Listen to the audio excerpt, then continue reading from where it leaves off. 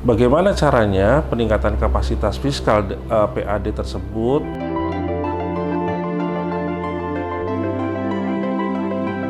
Yang kedua adalah koordinasi terkait dengan kepatuhan rekonsiliasi pajak yang dilakukan oleh organisasi perangkat daerah terkait dengan pajak-pajak pusat yang dipungut. Ya, dengan demikian akan berdampak kepada dana bagi hasil yang diterima atau dialokasikan untuk pemerintah daerah. Berikutnya yang menjadi tanggung jawab bersama ya antara KPPN, kemudian KPP Pratama dan Pemda adalah pemadanan nomor induk kependudukan menjadi NPWP. Kemudian yang berikutnya adalah terkait dengan peningkatan awareness dari pimpinan daerah dari mulai bupati sampai dengan perangkat desa.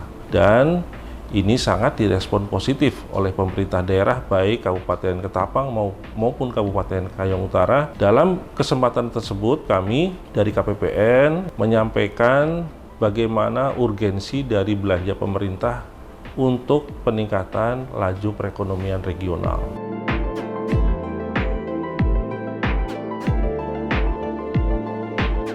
Dari sisi perpajakan, di situ juga bagaimana peningkatan kepatuhan wajib pajak yang disampaikan oleh KPP Pratama Ketapang kepada seluruh perangkat desa terkait dengan identifikasi wajib pajak yang ada di setiap desa. Dengan demikian, potensi dari pajak-pajak tersebut semakin meningkat dan pada akhirnya akan meningkatkan dana bagi hasil pajak pusat yang diterima oleh daerah.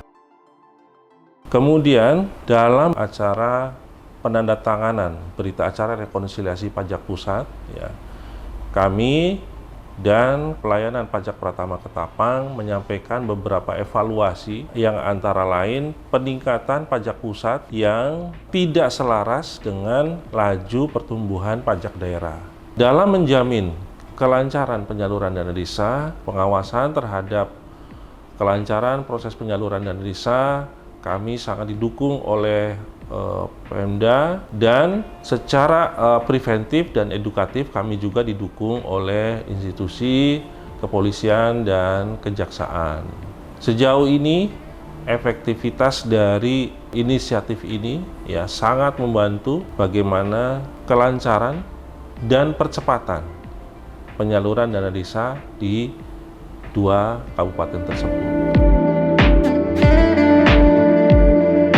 Tantangan yang kami hadapi di 2 kabupaten tersebut ya, yang pertama adalah faktor geografis ya, di mana seperti kita ketahui bahwa Kabupaten Ketapang memiliki luas wilayah setingkat dengan Provinsi Jawa Tengah dengan 243 desa ya, dengan cakupan yang sangat luas menyulitkan dari koordinasi secara fisik. Di Kayong Utara juga ya, dengan luas yang terdiri dari daratan dan kepulauan menyulitkan, memberikan tantangan tersendiri bagi efektivitas untuk pengawasan dan koordinasi.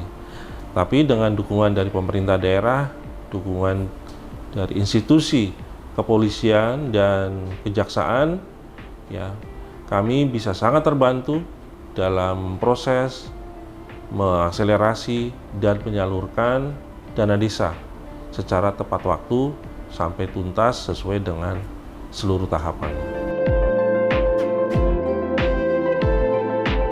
Sejalan dengan arahan pimpinan bahwa kita harus sudah memulai untuk mengimplementasikan budaya data di lingkungan Kementerian Keuangan, KPPN Ketapang tahun ini memiliki inovasi dan inisiatif strategis berupa penyusunan suatu aplikasi yang berbasis data analitik yang digunakan untuk bisa menghasilkan rekomendasi, informasi, dan memprediksi terkait dengan indikator kinerja pelaksanaan anggaran satuan kerja dan proyeksi penyaluran dana desa.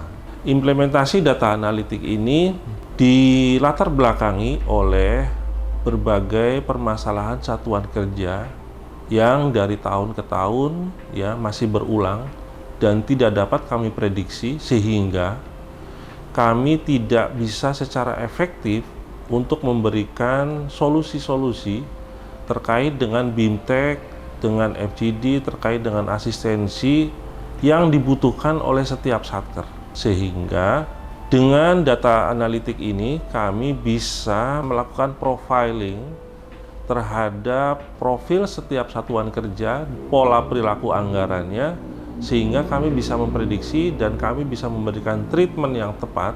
Begitu juga data analitik untuk dana desa. Kami bisa memprediksi bahwa desa-desa yang pemenuhan penyalurannya mendekati batas waktu bisa kami prediksikan, sehingga kami bisa merekomendasikan dan menginformasikan kepada Pemda lebih dini supaya desa-desa tersebut dapat diberikan pengawasan, asistensi, bimbingan teknis dalam hal kesulitan untuk memenuhi dokumen-dokumen syarat salur desa secara lebih awal. Memang dari Bea Cukai peran kita nanti pengawasan ekspor untuk memastikan bahwa benar-benar yang diekspor itu adalah barang yang sudah diolah dalam bentuk pasir kuarsa. Kemudian dari cukai kita memang tidak ada banyak pengawasan terhadap sektor usaha yang memiliki NPWP-KC atau barang kena cukai yang memang dikonsumsi oleh masyarakat sini. Kemudian dari UMKM memang selama ini kita Kementerian 1 dari Bea Cukai, Pajak dan KPPN sudah lama bersinergi dan berkolaborasi untuk sesuai dengan peran masing-masing, sesuai dengan fungsi masing-masing. Dalam hal ini Bea Cukai berkomitmen untuk mendorong kemajuan UMKM terutama yang ekspor oriented.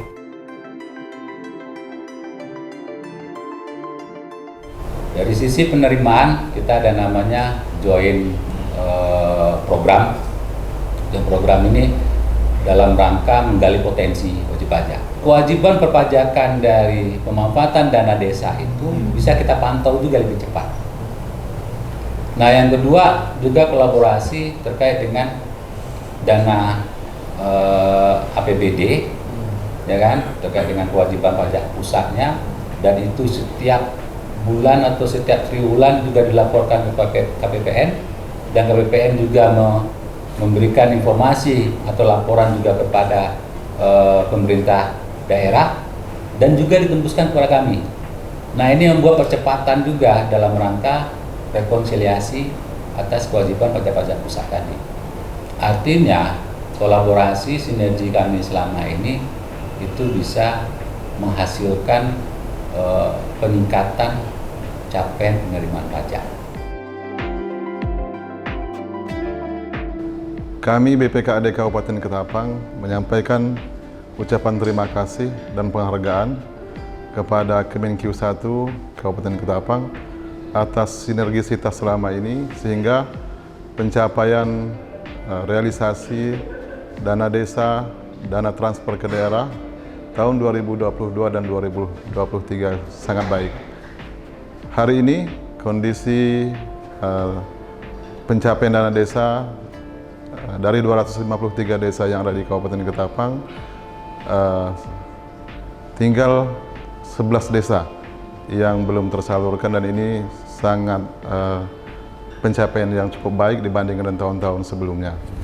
Dengan sinergi Kemenq 1, wujudkan Indonesia Maju.